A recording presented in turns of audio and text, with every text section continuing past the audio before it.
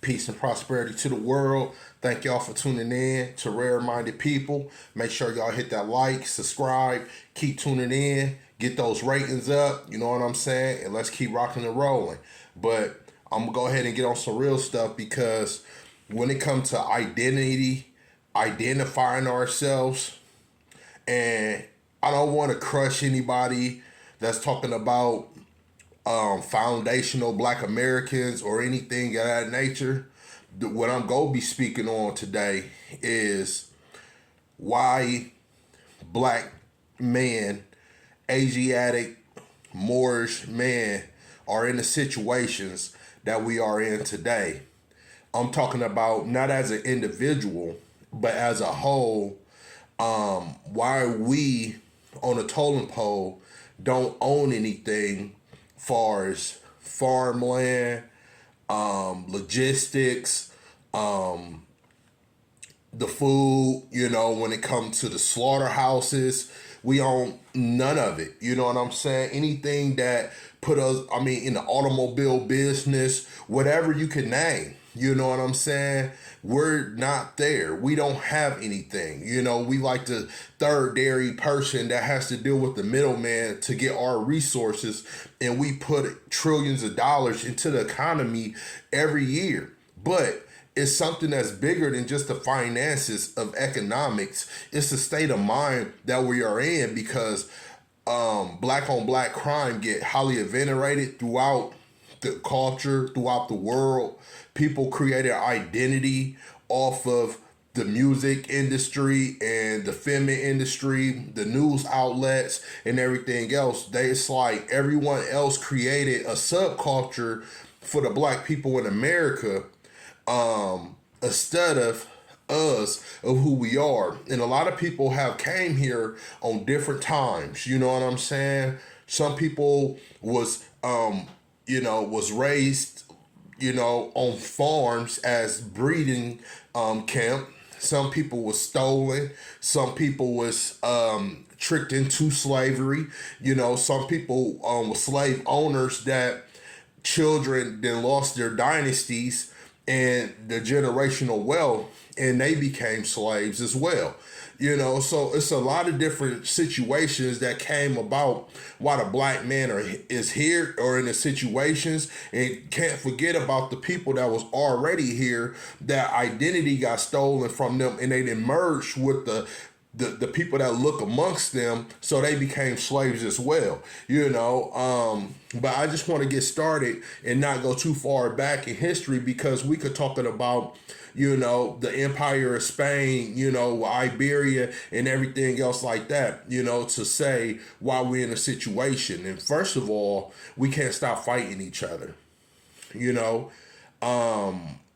It's like Black man has to be so dominant because of the situations that we done been through, and we don't understand why, that we repeat the cycle that our ancestors done been through. Just like one of my grandfathers, it just like a few of my grandfather were straight slave owners from Virginia. Ancestors came from Ireland. So don't get a lot of y'all history mixed up neither, though, because a lot of those people that you're calling Dutch and everything else, those was mixed breeded people that came over here, whatever the case may be. And it's a lot of interracial situations, just like England and everybody that came from over from England and things like that. So everybody, or get to my point, everybody that fought for Britain basically identified as me, you, and a lot of other people. When we lost that war, that's when we went into slavery. That's when we went into slavery. Because I could break it all the way down. I wasn't even on that topic, though. Okay? This is a straight Englishman. You see what I'm saying? Not a British, but an Englishman. So, y'all gotta know y'all history though, for real. Because most of my people come from Ireland, Scotland, Wales, Nova Scotia, places like that. Identified copper tone people. And when we lost the war, that's when we went into slavery. It was that you had to pick a side and you couldn't go back home. So you just worked off your labor into the point of, let me get more realistic. Because I'm going to jump off in the 20s, 1920s. My grandfather is from Tulsa, Oklahoma. He was 18 years old during the Black Wall Street crisis. So he moved to Indiana a few years later. I mean, just imagine the dramatic change that he had to go through as a young man and being suppressed from all their resources and to be closed in and have to beg people for their own shit. To the point where he moved to Indiana. So, let's speak on the development of men back in those early times that was forced through segregated situations that built and created their own communities, which took 15, 20 years to be able to do. To become so stable to create a community, know one amongst each other, be able to share each other input on education, theology, principles, morals, built structure, built spiritual planes. Black men had it going on back during those times. Everybody struggled mentally. The development of keeping a household together in under oppressed government is a headache every day. Going to someone that's telling you you can't get off at 3 o'clock at your normal time. You got to get off at 6 for the rest of the week. Throw you outside of your schedule. Everyone go through sometimes oppressed situations when they working for somebody, or even if people working for you. But I'm talking about the struggle of the black man in America. Because a lot of people might think this conversation is a little too slow for them. But I want y'all to get to know me and the history of why black men go through what they go through. So, after a certain amount of time within the 20s, the fall of the economy, because when you take shit from people and don't know how to control it amongst yourself, it falls. You know what I'm saying? From Idi Amin to potential Trump, from a lot of governments throughout the world. When you see that you take resources from somebody that worked for it and give it to somebody that haven't worked for it, things start falling. And that's what the American economy did. It collapsed. It was too much thievery going on. Now it was the time to show your talent and show people what you made of and what you built and your product. And they couldn't do that. So everything had to fall by the wayside because they didn't have a blueprint on shit. That's what happened to the American economy. Everything that they stole, they didn't know the blueprints of. So it was part of their demise. So white man started to learn capitalism on a higher plane when it came to the 30s. They learned how to sabotage. They learned how to create amongst one another, create unions and things of that nature. And for the people that created the blueprints and showed them how to do it, their talent was no longer needed. Now the black man saying, "Damn, I'm passing everything off, and I'm giving him all the ideas. I'm showing him the blueprints, and he don't give me any credibility for it behind closed doors, but in public, I'm no one." So guess what the results gonna be? A pat on the back. So the 40s became to the point where black men was going through a whole decade of trying to rediscover themselves, understanding what was their place in America, understanding that the things that they was able to benefit off of, the family generations and things of that nature, is gone. Because you talk about spoiled children that benefited off of their parents' legacy and didn't have nothing to move forward with because the parents went through the struggle, so they gifted their child with an unlimited amount of resources that spoiled them, and that made weaker black communities and more destructive black communities more heroin, more alcoholism, more partying, more entertainment, more live industries and things of that nature. And so people started converting their abilities to say, let me be in the entertainment world, just like nowadays where you have YouTube and everything else. Now compared to the artists that you was looking forward to come out and things of that nature, it's not like that nowadays, because you have a new artist every 10, 20, 30 seconds that's coming out. You can't even keep up with them.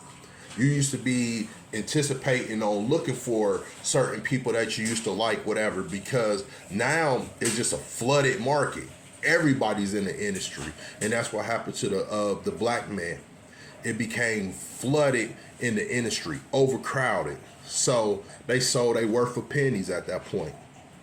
And you talking about a decade or two of struggle at this point in time through a bad economy, oppression, hatred, recreation of the Ku Klux Klan, and everything else. People coming back from the military, a falling economy, you know what I'm saying? So it's a multiple things that's taking place, which the same parents that was trying to bring structure within the household, you see what I'm saying, was losing sight of their children due to this publicity that was going on around the world. So we become having broken homes at this point in time. Cause we could just jump straight into the 50s. The 50s was a mug, man. The 50s was a monster. All those people that didn't want to lose their positions, because we got to think about the blueprints, the downfall, the uprise, the recreation, the ideas that was recycled to them again. Now the test is about to re-show these blueprints again in the next 20-year cycle, 30-year cycle, and what do it amount to? I'm not losing my position. I don't give a fuck what it take. The rise of the Klan again. So one thing you have to notice about white people, anytime, and I'm not just talking about any group of white people, because we need to differentiate, like Ghostface said, we got to separate the English from the Duchess, and a lot of times where you have to understand that most people that's struggling, us white people, don't even have a say-so or a fight in this racial thing. But don't get me wrong, it could be somebody that stay in a trailer compared to a black man that's riding a Bentley, and they feel like they have more privilege than that black man. I've seen that in a lot of situations, but that don't fall to all life. You know what I'm saying? Because I got a homie that stand up, you know what I'm saying, for what he stand up for, and he love black women, but that's his prerogative. You know what I'm saying? But that's not his fight to question, and you say ancestors, ancestors, ancestors. Most white people was born into oppression. They've been oppressing each other from the gate. They just know how to stick together and be mutual with it, just like celebrating Christmas. They know it's a lie. But for the economic benefit and to empower them in so many situations, they agree to a lie to be able to rule the world with that ideology. Now, that's fucking thinking.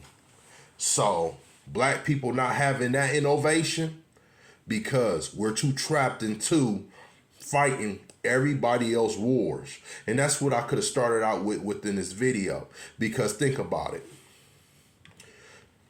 The war of Fredericksburg, the Revolution War, the War of 1812, the Civil War. I mean, you know what I'm saying? French, Spanish American War, what we talk about, the French Indian War. You know, we could talk about the Indian Wars. We could talk about all those goddamn wars. Black men have contributed to. But guess what? Black men haven't been focused on his priorities because black men been fighting other people's wars besides their own wars. And that's why we're in the situation that we are right now. Because we're so focused on trying to fight our other people's wars instead of fighting our own wars. So we're so behind because we have so much sympathetic in our hearts to fight other people's wars but hate other people that we can't even focus on our own priorities. And that's why black people is falling in the economy, educationally, socially, the whole nine, just because of those reasons right there. We fighting everybody else's war besides our own war. Look at a pastor within his whole household. His child might like other dudes, and his child might be running the streets, shooting at other people, or in the prison system, or whatever the case may be. But he's focused on trying to save other people's lives instead of trying to focus on his whole household. And it's so many different pastors. I used to associate myself with pastors. One pastor wife tried to have sex with me the moment I even met her. I'm like, oh, wow. Like, woo. Damn, I told one of my elders, man, I need to stay away from them, man. His wife was aggressive. You know, he started laughing like, yeah, man, she was wild back in her days. She still is. And he knows she is too. But they down with that flavor.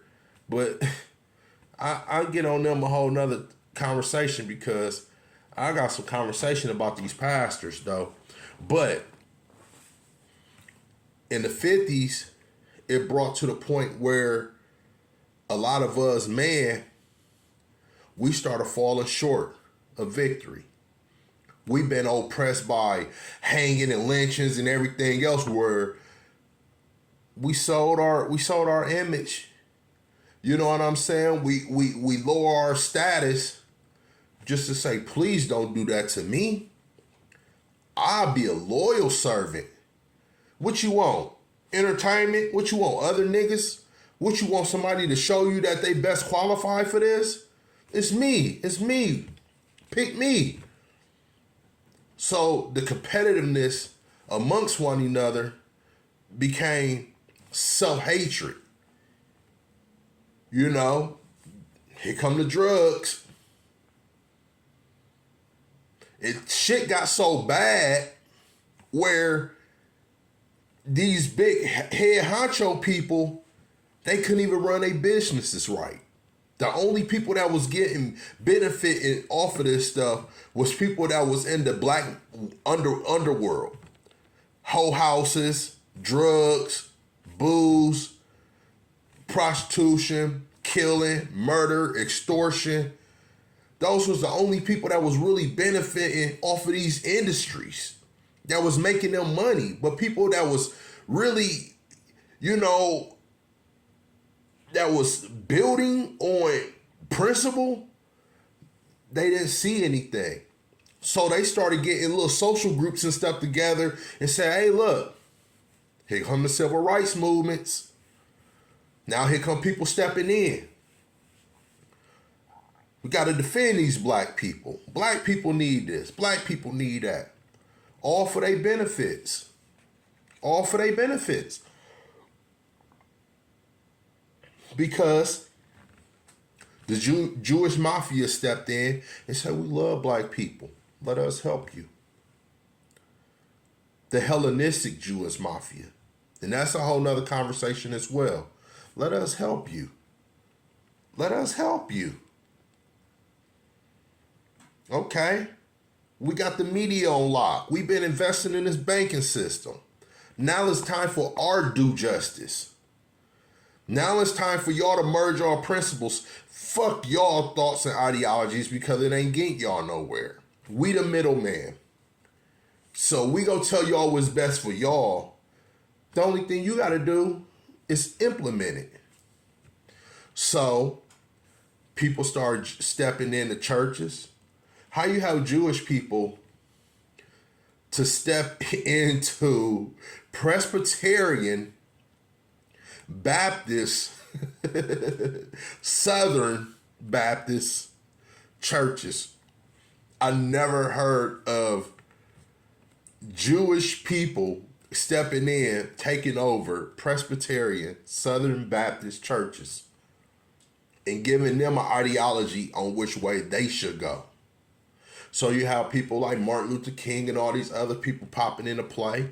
You even got people like Harry Belafonte, you know, who I highly venerated as a child, that actually inspired me to, you know, do a lot of the things that I do now, you know, and that came a lot from the just knowing who Harry Belafonte was and what he have done, you know, that it's so inspirational that we lost that, you know, ideology within us as a mass of people that was doing it. So when it comes to the 50s and 60s and things of that nature, the man that was in these movements, these men nowadays couldn't even stand a test to them. I give it to them. And the ones that fought, the ones that died in the midst of people that sold them out, that conquered them from trying to do something that's better, man, I swear y'all will be in my best prayers ever. Bill Cosby, most certainly we love you. Truly thank you for what you have gave to the black community. And I wish that it was more producers and more actors and actresses that had the same ideology you have, because the people that I hear that talk about you on interviews and everything else, look at what they done painted. Look at the demise that they have created for the black community. Look how they have no control of any of their substance and don't have any of their mastery, or don't practice any type of mastery. Don't educate, only promote destruction and work for somebody else. We thank you, Bill Cosby.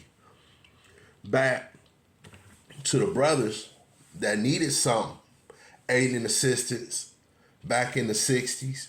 If they haven't got in with a college education to be sorority brothers, the things that was taking place back in the 20s that redeveloped and has a lot of structure, because now they over 50 to 60 years of capitalizing off of these situations.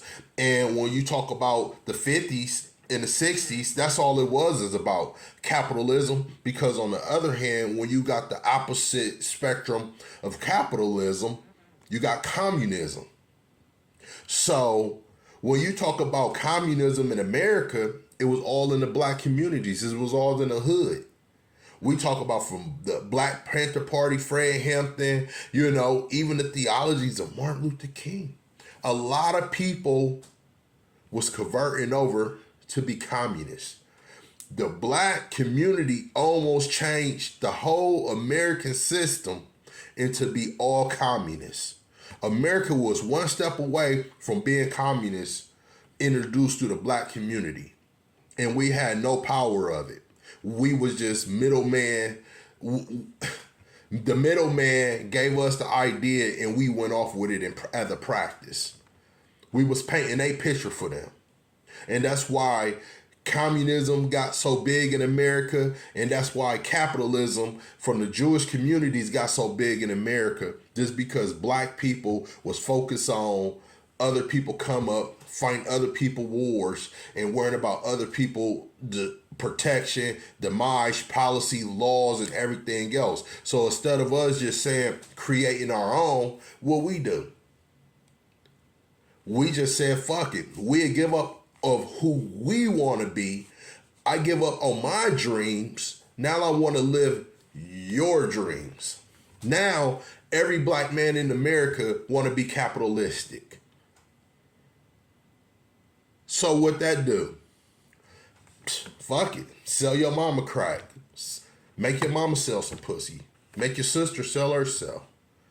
Who cares? It's all about my come up. Because that's what white people society is. To be honest with you, they war is different than ours, because the thing is, they rent America. They lease America. You know what I'm saying? They say, hey, invest through us. We get 10% off of the interest. And once we get enough, we'll start buying our own other places offshore somewhere. You know, then we'll start capitalizing off of that. But we go lease this thing because we know America is a corporation and we the landlords. We the company that you know that you got to go through to apply. You know what I'm saying? To be able to be here, to be able to stay in this house, even though we don't own it, we just managing it. We a management company, and that's all white people are to America.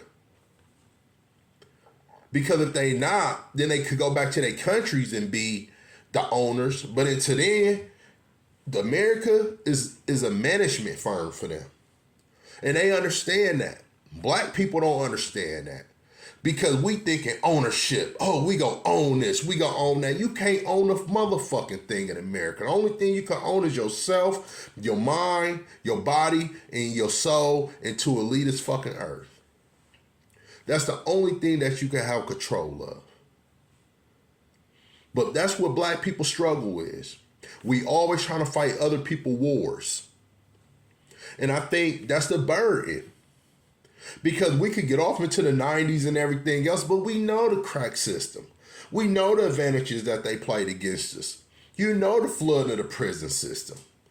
You know, you know the victim, you know, people playing victim and everything else, that, oh, black people is just a burden, whatever you give them. So you got people like Jesse Lee Peterson saying, oh, black people destroyed America. Pardon me. Black people destroyed America. White people never owned America. They always piggybacked off everybody else, just like how state piggyback off the federal. They piggyback off everybody else to make their revenue and they benefit. And people as of my complexion don't realize that. So we want to be so capitalistic and trade our places as being superior black men to say, I want to be this white man now. I want to look like this white man. I want to be like this white man. I hate this white man, but I want his position. I want his power. I'm going to sell out my own people. I'm going to sell crack. I'm going to sell bitches. I'm going to do whatever I can. The next thing you know, I catch a case, and I'm telling on everybody. I'm selling out the world because I'm so hatred. I'm so full of greed. I don't have any principles to stand on. I'm so selfish. The only thing I want to do is satisfy my own fucking self. Because in a capitalistic society, the white man hates himself. And he want to find a position. And as he's searching for his position, we trying to identify ourselves as them. As they searching, we searching. Blind leading the blind. So Black man, it's time to create our culture again. You don't need no hair wrap. You don't need no this or that. You need a fucking heart. You need a brain to think. You need to start working on yourself.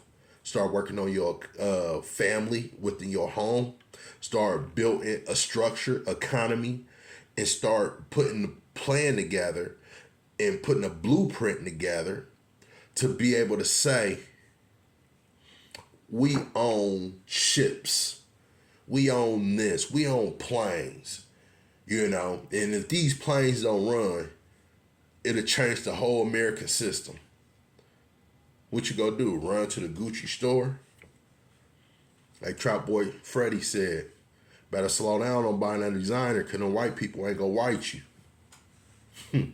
Hey, peace and prosperity to the world.